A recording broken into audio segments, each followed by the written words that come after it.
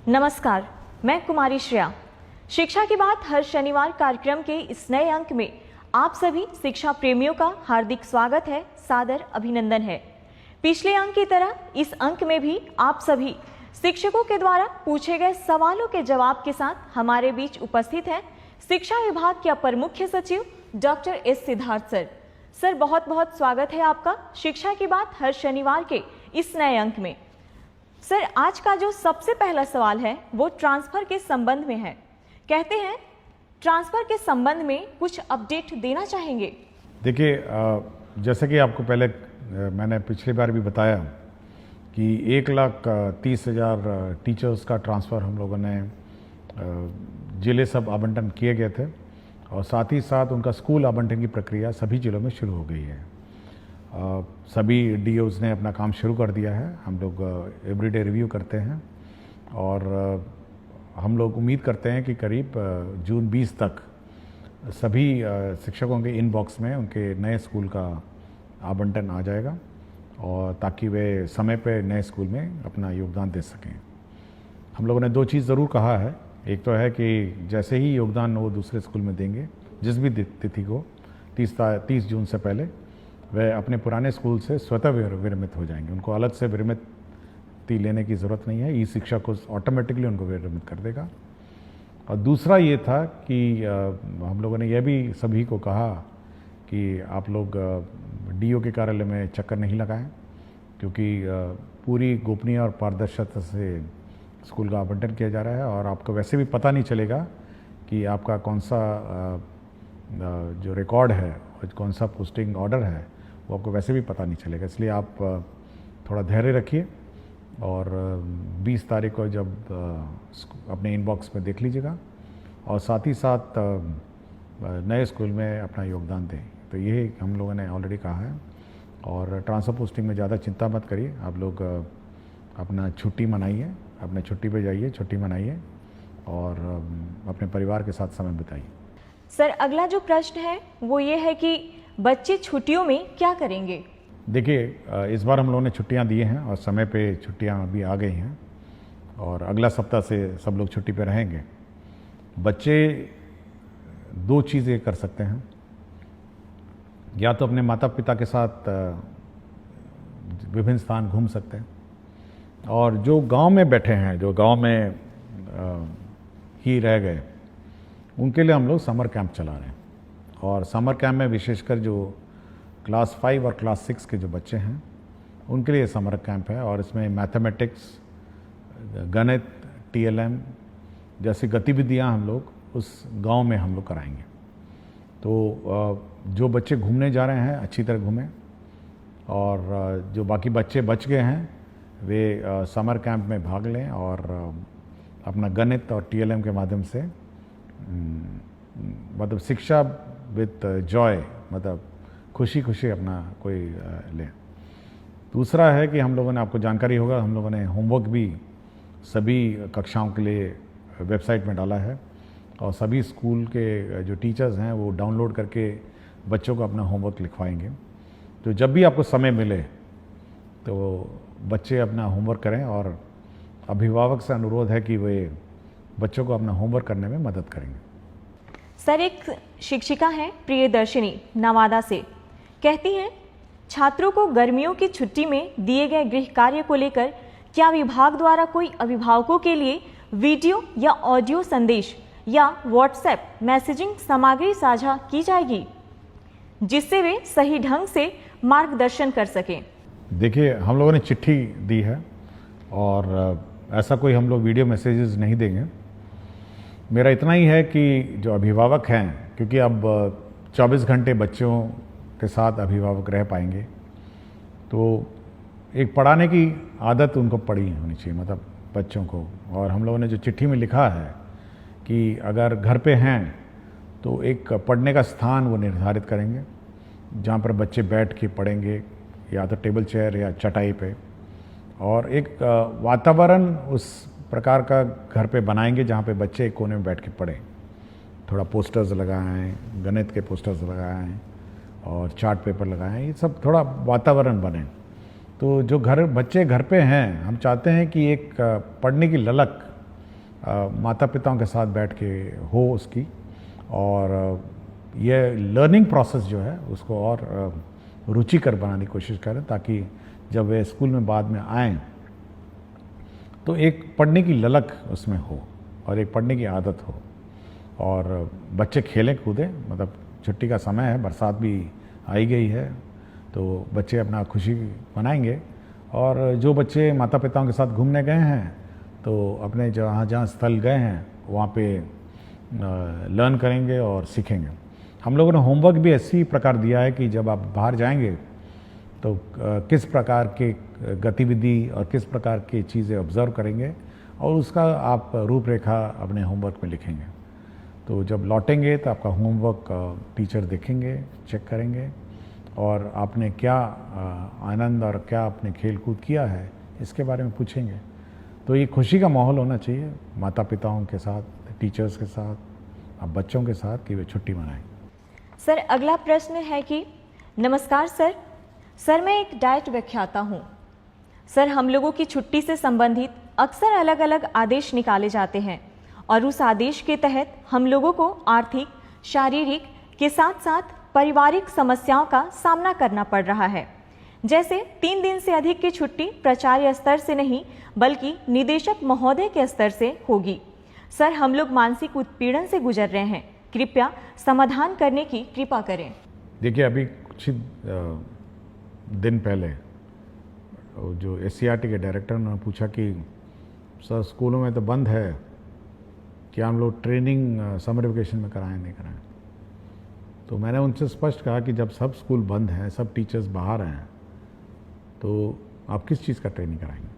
तो मेरे ख्याल से हम लोगों ने मना कर दिया, भाई जब टीचर्स ट्रेनिंग छुट्टी पे हैं तो डायरेक्ट उसके दौरान नहीं होगी। दूसरा है, हम लोग का ये विचार है कि जो छुट्टियां हैं वो सब ऑनलाइन ली जाए और प्रक्रिया भी ऑनलाइन हो। टीचर्स की जो प्रक्रिया है हम लोग ने स्पष्ट कर दिया है कि ऑनलाइन होगी, और आपको जानकारी होगा कि कुछ ही दिन पहले हम लोगों ने ये गाइडलाइन इशू किया है, जिसमें स्पष्ट किया है कि किस प्रकार की छुट्टी कौन स्वीकृत करेगा और कितने दिनों में स्वीकृत करेगा। तो छुट्टियां स्वीकृति में स्पष्टता होनी चाहिए, ये हम लोग का मत है। टीचर्स के लिए हम लोगों ने कर दिया है, तो डाइट के लिए भी हम कर देंगे। सर अगला सवाल कुमारी निधि प्राथमिक विद्यालय सुहाग किशनगंज से करती हैं। कहती हैं, एसीए सर को मेरा प्रणाम।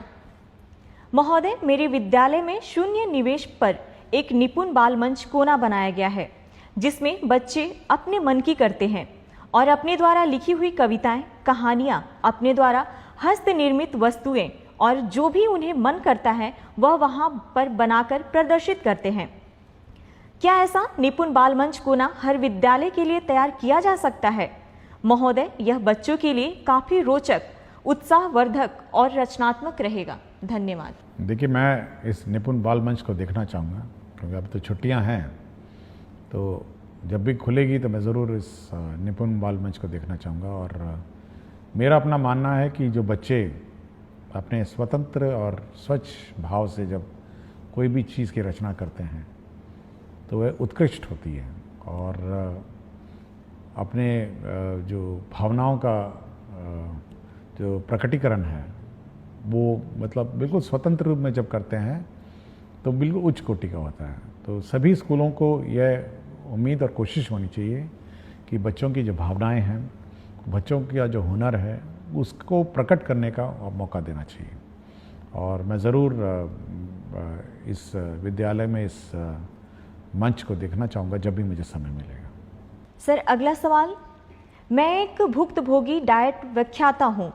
सर मुझे जानना है कि एक शिक्षक या व्याख्याता कितने घंटे तक बिना थके पूरी ऊर्जा के साथ पठन पाठन का कार्य निर्बाध रूप से जारी रख सकते हैं। सर हम लोग सुबह 8 बजे से प्रशिक्षण शुरू करते हैं और 6:30 तक ये चलता रहता है। सर विगत कुछ वर्षों से इस तरह का थकाऊ, उबाऊ और नीरस प्रशिक्षण देते देते हम लोग ऊर्जा विहीन हो चुके हैं। कृपया मार्गदर्शन देने की कृपया करें। देखिए, बड़ी चिंता का विषय है। मैंने और मेरा अपना मत है कि जो भी टीचर है, जब तक वो एंजॉय नहीं करेगा अपना टीचिंग प्रोसेस को, तो कुछ नहीं डिलीवर करेगा, खड़ा रहेगा, रूटीन वे में कुछ पढ़ाएगा। तो हम लोग की कोशिश है कि फर्स्ट हाफ में रीडिंग राइटिंग और ये सब जो भारी भड़कम टीचिंग है वो होनी चाहिए, और सेकंड जो पार्ट है जो लंच के बाद है उसमें रोल प्लेज होना चाहिए कि टीचर को कैसे पढ़ाना है, स्टूडेंट्स को कैसे इंटरेक्ट करना है। तो हम एक बार फिर से इसको रीलुक करेंगे छुट्टियों में कि कैसे पाठ्यक्रम पढ़ाए जाए, क्योंकि हेवी पाठ्यक्रम पढ़ा के आप डिलीवर नहीं कर सकें। और हम लोग का उद्देश्य जो है बेसिकली डाइट का वो सब्जेक्ट पढ़ाना नहीं है, हम लोग का उद्देश्य यह है कि बच्चे कैसे पढ़ाए जाए, बच्चे अध्ययन कैसे करेंगे और बच्चों का जो एक्टिविटी है वो कैसे हो, इस पर ज़्यादा ध्यान है। नॉट कि बैठ के फिजिक्स पढ़ाएं, केमिस्ट्री पढ़ाएं, ये हम लोग का काम नहीं है। इसलिए इसको एक बार डिज़ाइन करेंगे, और जब भी समर वेकेशन के बाद डाइट और एससीईआरटी के कोर्सेज शुरू होंगे तो एक नए लुक में हम लोग इसको लॉन्च करेंगे। सर, एक शिक्षक हैं संजय यादव, उत्क्रमित मध्य विद्यालय कोडरा हाता, हथवा, गोपालगंज से। कहते हैं, महोदय, आपके द्वारा अभिभावक शिक्षक संगोष्ठी के लिए एक कैलेंडर जारी किया गया है। अभी से पूर्व भी संगोष्ठी का आयोजन कई मर्तबा किया जा चुका है, पर संगोष्ठी से संबंधित प्रधानाध्यापक और प्रभारी प्राचार्य के नाम से जो पत्र कल के डेट में आपकी तरफ से निर्गत हुआ है, वह हमें यह सीख देती है कि किसी आयोजन अथवा मौका को अत्यंत महत्वपूर्ण कैसे बनाया जाता है। क्या इस मौके पर हम अपनी कक्षाओं के बच्चों का मासिक मूल्यांकन रिपोर्ट अभिभावकों को बता सकते हैं, ताकि हमारे बच्चे का अपडेट अभिभावकों को मिल सके? देखिए, आज शनिवार है और आज छुट्टी से पहले संगोष्ठी के लिए संबंध में मैंने पत्र लिखा था। इसमें देखिए, ये जो पेरेंट टीचर मीटिंग है ये बहुत महत्वपूर्ण मीटिंग है, और इसमें इसीलिए मैं इसको बहुत महत्वता देता हूँ और इसीलिए मैं अपने दस्तखत से इसको निर्गत करता हूँ। देखिए, इसमें बच्चों का क्या प्रोग्रेस रहा है यह टीचर को बताना होता है। जो क्लास टीचर होती है उसको बताना होता है कि आपका बच्चा ठीक है, आपका बच्चा पढ़ाई में थोड़ा कमज़ोर है, घर पे पढ़ाइए। उसके प्रोग्रेस के बारे में पेरेंट्स को बिल्कुल स्पष्ट होना चाहिए। मैथ्स का, फिजिक्स का, रीडिंग है, सब है। तो ये बिल्कुल बहुत ही महत्वपूर्ण है, और अगर यदि बच्चा समय पे स्कूल नहीं आता है तो माता पिताओं को उसको बोलना भी पड़ता है। तो ये एक बहुत ही इम्पॉर्टेंट फोरम है जहाँ पे माता पिता के साथ टीचर इंटरेक्ट करते हैं, बच्चे के शैक्षणिक कार्यों के बारे में चर्चा करते हैं। देखिए, स्कूल में तो टीचर गाइड करते हैं, लेकिन घर पे माता पिता गाइड करते हैं, और एक बहुत महत्वपूर्ण गाइड करने का एक माध्यम है। इसलिए माता पिता को भी पता होना चाहिए कि उनका बच्चा क्या कर रहा है, स्कूल में कैसी पढ़ाई कर रहा है, क्या उसकी रुचि है। तो ये बहुत महत्वपूर्ण कार्य है। और हम लोगों ने आज जो लास्ट पेरेंट टीचर मीटिंग है छुट्टी से पहले, वह इसीलिए किया कि बच्चों को पता होना चाहिए कि स्कूल ने उनको होमवर्क दिया। हो सकता है माता पिता को नहीं पता चले कि आज होमवर्क भी दिया है, या पेरेंट्स को क्या करना है, समर कैंप के बारे में वो जानकारी देंगे, और पेरेंट्स को क्या छुट्टियों में बच्चों के साथ करना है, इसके बारे में गाइड करने के लिए ही आज जो पेरेंट टीचर मीटिंग आयोजन किया जा रहा है। तो वो इसी का महत्वपूर्ण एक अंश है। सर, अगला सवाल रवि शंकर दास, यूएमएस खरुधा प्रखंड, ठाकुरगंज, जिला किशनगंज से करते हैं। आदरणीय एससीएस सर, हमारे विद्यालयों में प्रत्येक शनिवार को जिस प्रकार बैकलेस सैटरडे में विभिन्न प्रकार के एक्टिविटीज को शामिल किया गया है, उसमें योग को भी समाहित करने की कृपा की जाए, जिससे हमारे बच्चों को योग का लाभ प्राप्त हो सके। देखिए, बैकलेस सैटरडे में कुछ तो हम लोग फिक्स्ड आइटम्स हैं, कुछ तो हम लोगों ने ये जारी कर दिया है, और आप वेबसाइट में नया बैकलेस सैटरडे के गाइडलाइंस देख सकेंगे। इसके अलावा स्कूल पर ये हम लोगों ने छूट दी है कि योग करें या जो भी सिखाना चाहे, क्योंकि अगर हम लोग कंपलसरी कर देंगे, यह संभावना है कि वहाँ लोकल टीचर नहीं मिलेंगे। तो यह स्कूल पे छोड़ दिया गया है कि इसके अतिरिक्त जो करना चाहे और जो एक्टिविटी करना चाहें तो वो कर सकते हैं। और योग बहुत अच्छी बात है, और बहुत सारे स्कूल कराते भी हैं। तो बैकलेस सैटरडे में बिल्कुल फ्रीडम है, जो करिकुलम है उसके अतिरिक्त है। डिज़ास्टर पे बात होती है, संगीत के बारे में बात होती है, स्पोर्ट्स के बारे में बात होती है, और बच्चे को जो की चीज़ रुचि और जो क्यूरोसिटी है उसके बारे में बात होती है। इसलिए हम लोग बिल्कुल छूट दी हुई है, ये बिल्कुल टाइड अप सैटरडे नहीं है कि यही करना है और इसी पर काम करना। सर, एक शिक्षिका है बेबी कुमारी गोनवा पोवारी उच्च विद्यालय से, कहती हैं सर, क्या हर महीने होने वाली अभिभावक शिक्षक संगोष्ठी के लिए कोई एकीकृत रिपोर्टिंग प्रारूप या पोर्टल विभाग उपलब्ध कराएगा जिससे सभी विद्यालय एक समान रूप से रिपोर्ट भेज सके? देखिए, इतना रिपोर्ट अगर आने लग जाए तो हम लोग का तो विभाग बिल्कुल का सर चकरा जाएगा, और ज़्यादा रिपोर्ट हम लोग को चाहिए भी नहीं। हम लोग देखिए, हम लोग ये उम्मीद करते हैं कि अभिभावक और जो शिक्षकगण उस स्थानीय स्तर पर समस्याओं का समाधान करेंगे, स्थानीय स्तर पर अपना हल निकालेंगे। अब हर चीज़ हम रिपोर्ट लेके, हर चीज़ हम अगर इकट्ठा करने लगे तो उसका कोई हल हम नहीं निकाल पाएंगे। हाँ, फीडबैक अगर आपके पास है कोई संगोष्ठी के बारे में कि कैसे अच्छा करना है या उसमें सुधार करना है, तब तो बात सही है, लेकिन हर चीज़ का रिपोर्ट हम नहीं ले सकते ना। ये हम चाहते हैं कि पेरेंट और स्टूडेंट और टीचर आपस में स्थानीय स्तर पर विचार करें और मामले का समाधान निकालें। सर, एक शिक्षिका है अंकिता दरभंगा से, कहती हैं सर, कुछ स्कूलों में अभी भी कुछ बच्चों को अभ्यास पुस्तिकाएं नहीं मिली हैं। क्या इसके लिए एक तेज ट्रैक शिकायत निवारण प्रणाली बनाई जा सकती है जिससे हम संगोष्ठी से पहले यह सुनिश्चित कर सकें? देखिए, मैंने कहा था कि छुट्टियों से पहले सभी किताबें मिल जाएं, और अगर मिली नहीं तो मैं ऑब्वियसली संबंधित में कार्रवाई करूँगा। मैंने बहुत स्पष्ट कहा था, और ये कहा था कि बच्चे छुट्टियों से जाने से पहले किताब लेके जाएंगे और पढ़ेंगे। एक बार हम लोग रिव्यू करेंगे अभी, क्योंकि छुट्टियां हैं, कि किस किस को किताबें नहीं मिली और किस कारण से नहीं मिली। लेकिन ये यदि नहीं मिली है तो बड़ा चिंता का विषय है। मैं पहले भी बोल चुका हूँ, और पिछली बार भी मैंने कहा, एक बच्चे ने किताबों के बारे में चर्चा भी की थी, तो अगर नहीं मिली तो मैं इस पर एक बार समीक्षा करूँगा और देखेंगे, इसको कोई रिजॉल्व करने की कोशिश करूँगा। और अगर कोई इशू होगा तो हम लोग कोशिश करेंगे कि अब तो टीचर तो है नहीं, तो बच्चों को आइडेंटिफाई करना भी मुश्किल है, तो एटलीस्ट जो छूट गए हैं, जिस दिन स्कूल खुलेगा वहाँ पर उस किताबें रखी रहेंगी। सर, अगला सवाल है, सर, पीटीएम के लिए निर्गत पत्र अत्यंत शानदार है। आप तो सबसे बड़े पदाधिकारी हैं, हम शिक्षक तो पीटीएम अच्छे से ही करेंगे, पर शिक्षा विभाग के पदाधिकारी यदि विद्यालयों में पीटीएम को देख पाते तो निश्चित रूप से इसकी गुणवत्ता में बढ़ोतरी होती।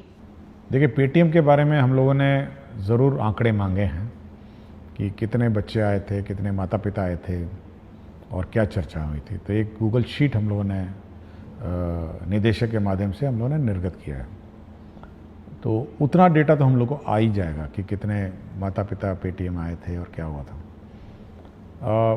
मैंने जैसा कहा, देखिए, हर चीज़ को अब हम लोग इतनी क्षमता भी नहीं है कि इतनी बड़े 77,000 स्कूल में पीटीएम हो रहा है तो मॉनिटरिंग है। बट हाँ, फ़ोटो है उसमें, आपके पीटीएम का फ़ोटो है कि सच्ची में पीटीएम हुआ था या नहीं हुआ था, ये सब रिकॉर्ड्स है। और मैं चाहता हूँ कि कुछ ज़्यादा मतलब मॉनिटरिंग, इतनी मॉनिटरिंग मत करवाइए कि मतलब व्यवस्था में हम कन्फ्यूजन में हो जाएं। टीचर्स और स्टूडेंट और पेरेंट्स अपनी कोई व्यवस्था करवाइए और इस व्यवस्था को अपने संचालन कराइए। सर, अगला सवाल आशीष कुमार विद्यालय प्राथमिक विद्यालय तिरसकुंड जिला अररिया से, कहते हैं सरकारी विद्यालय में विद्यालय अभिभावक गोष्ठी एक बहुत ही सकारात्मक पहल है। जिस प्रकार टीचर ऑफ द मंथ का पुरस्कार विभाग द्वारा दिया जाता है, विद्यालय भी हर गोष्ठी में एक बेस्ट परफॉर्मेंस देने वाले बच्चों के अभिभावक को सम्मानित करे और वर्ष के अंत में सभी गोष्ठी में सबसे अधिक सक्रिय अभिभावक को सम्मानित करे तो इस कार्यक्रम में और अधिक सक्रियता बढ़ सकती है। देखिए, हर स्कूल का अपना विद्यालय संचालन समिति है और हम चाहेंगे कि उस विद्यालय संचालन से समिति है, जो कमेटी है, उसमें जो अभिभावक हैं वही सदस्य रहते हैं और थोड़ा बढ़ चढ़ कर अपना योगदान देंगे। हम लोगों ने टीचर्स ऑफ द मंथ का कॉन्सेप्ट लाए थे कि हर टीचर को हम लोग पुरस्कृत मेरे दस्तखत से जाता है। स्टूडेंट को भी हम लोग अवार्ड करते हैं कि स्टूडेंट ऑफ द वीक के। ये होना चाहिए कि जब भी अब पेटीएम होता है वहाँ पर उस पेरेंट्स के सामने इस बच्चे को पुरस्कृत करिए कि ये one of the best student है। इससे दो कारण हो सकते हैं। एक तो जो अभिभावक हैं वो प्राउड फील करेंगे, देखिए मेरे बेटे को स्टूडेंट ऑफ द वीक या 15 दिन में जो भी है अपना फोर्टनाइट है इसको पुरस्कार मिला। और दूसरे जो अभिभावक हैं उनको ये प्रेरणा होगी कि भाई मेरा बच्चा भी अच्छा परफॉर्म करें। तो ये बहुत ही इम्पोर्टेंट फोरम है कि उस फोरम पर के सामने आप ये पुरस्कार देंगे तो ये एक अच्छी बात होगी। मतलब ये कि उस पेरेंट्स के सामने सभी पेरेंट बैठे हुए हैं तो बच्चों को पुरस्कृत की जाए। सर, आज का आखिरी सवाल। सुहानी कुमारी वर्ग 7वीं कन्या मध्य विद्यालय अमला की छात्र हैं। कहती हैं, सर मुझे सारी किताबें मिल गई है, उसके लिए सर का धन्यवाद। पर मेरे मन में एक प्रश्न है कि आपके बहुत सारे फोटो हम देखे हैं और सभी में आप वाइट शर्ट पहनते हैं, तो क्या इसके पीछे कोई राज है? सर, हम बच्चे जानना चाहते हैं। देखिए, पिछली बार आपने प्रश्न उठाया था आपकी किताबों के बारे में, तो अच्छी बात है किताबें मिल गई हैं। और एक और प्रश्न भी था कि सुपौल में एक स्कूल था जो नया बना हुआ था और उसका संचालन नहीं हो रहा था, वो भी शुरू हो गया था, मंडे को वो भी शुरू हो गया। तो जो भी प्रश्न पिछले बार इश्यूज़ उठे थे उनका समाधान हो गया है। जहाँ तक वाइट शर्ट की बात है, देखिए इसकी दो कारण हैं। देखिए हर स्कूल का अपना यूनिफॉर्म होता है, उसका ये कारण होता है कि सभी बच्चे मतलब एक तरह दिखते हैं, मतलब नीले कमीज़ों में दिखते हैं। और दूसरा, उनको उस कमीज़ पे ज़्यादा ध्यान नहीं देना है। मतलब जब स्कूल के लिए तैयार होकर आते हैं तो एक ही कमीज़ है, मतलब नीली कमीज़ पहननी है, नीली पैंट पहननी है या निकर पहनना है। और उसी प्रकार मेरा भी जो कबर्ड है उसमें ऑफिस के लिए जब तैयार होता हूँ तो केवल 2 ही प्रकार के कपड़े हैं, वाइट कमीज़ें हैं और ब्लैक पैंट है। तो मुझे ध्यान और मुझे दिमाग नहीं लगाना पड़ता है कि आज सुबह ऑफिस में क्या पहन के जाऊंगा। उसी वाइट में से एक शर्ट उठाता हूँ, उसी ब्लैक पैंट में पैंट पहनता हूँ और मुझे अपने मन में और मस्तिष्क में तनाव नहीं रहता है। एक तो फॉर्मल है, मैं तो कोई रंगीन नहीं पहन सकता हूँ और मतलब जीन्स और टी शर्ट पहन के तो ऑफिस नहीं जा सकता। एक बहुत ही सभ्य और फॉर्मल लोकेशन है। और दूसरा ये है कि ज़्यादा दिमाग लगाने की आवश्यकता नहीं मुझे। ज़्यादा दिमाग अपने काम पे लगाइए, ज़्यादा दिमाग अपने मतलब जो आज दिन भर करना है उसके बारे में सोचिए कि आज दिन भर क्या करना है। तो ज़्यादा दिमाग मेरा उसी में लगता है। और जब मैं नहाता हूँ तब सोचता हूँ कि आज दिन भर का क्या काम है उसको रिवाइज़ करता हूँ कि ऑफिस जाऊँगा तो ये करूँगा, फिर 11 बजे ये करूँगा, 12 बजे ये करूँगा, 12:30 इन लोगों को मैंने समय दिया है और 1 बजे 1:30 बजे मैं खाना खाने आऊँगा, फिर 3 बजे ये करूँगा। तो पूरा रिवाइज़ होता है, एक पूरा प्रक्रिया। जब मैं तैयार हो रहा था तो पूरा मेरा दिनचर्या बिल्कुल रिवाइज़ होता है, मेरे दिमाग में बैठा रहता है। मुझे कभी भी एंगेजमेंट पैड देखने की ज़रूरत नहीं है कि आज दिन भर मुझे क्या करना है। और पूरा कंठस्थ याद रहता है कि शाम 7 बजे 8 बजे आज किसी की शादी में जाना है, आज किसी के सालगिरह में जाना है, ये भी नपा तुला रहता है। तो इसलिए ये दिमाग बिल्कुल नहीं लगाना पड़ता मुझे। और कमीज और पैंट और शर्ट में मैं ज़्यादा दिमाग नहीं लगाता। वाइट शर्ट और ब्लैक पैंट यही 2 है जो मैं ऑफिस पहन के जाता हूँ। इसके अंदर मैं कोई रंग नहीं पहनता हूँ। इसलिए मैं बच्चों को भी कहता हूँ अपना यूनिफॉर्म पहनिए, सभी लोग यूनिफॉर्म पहनिए, सभी जैसे दिखेंगे। और ज़्यादा माथापच्ची नहीं है। कभी कभी मैं देखता हूँ बच्चे यूनिफॉर्म नहीं पहनते, कोई रेड टी शर्ट पहना हुआ है, कोई वाइट टी शर्ट पहना हुआ है, तो एक तो भिन्नता हो जाती है ना स्कूल में, एक जैसे दिखते नहीं हैं, समानता नहीं है स्कूल में। और अगर हम लोग छोड़ दें बिना यूनिफॉर्म के तो आप सोचते हैं कि जो अमीर बच्चा है वो अमीर बच्चे की तरह ड्रेस करने लग जाएगा, जो गरीब बच्चा है वो गरीब की तरह ड्रेस करने लग जाएगा। एक कंपटीशन और प्रतिस्पर्धा हो जाएगी कि देखिए वो बहुत अच्छा पहन के आई है, वो बहुत अच्छा पहन के आया है, हम भी पहनेंगे। तो ये सब छोड़ के सब एक रूपता एक साथ कपड़े पहनिए और ध्यान, शिक्षा और शिक्षा ग्रहण में लगाई। बहुत बहुत धन्यवाद सर। शिक्षा की बात हर शनिवार कार्यक्रम के अगले सप्ताह में आप सभी शिक्षकों और बच्चों के प्रश्नों के साथ फिर से मिलेंगे। धन्यवाद।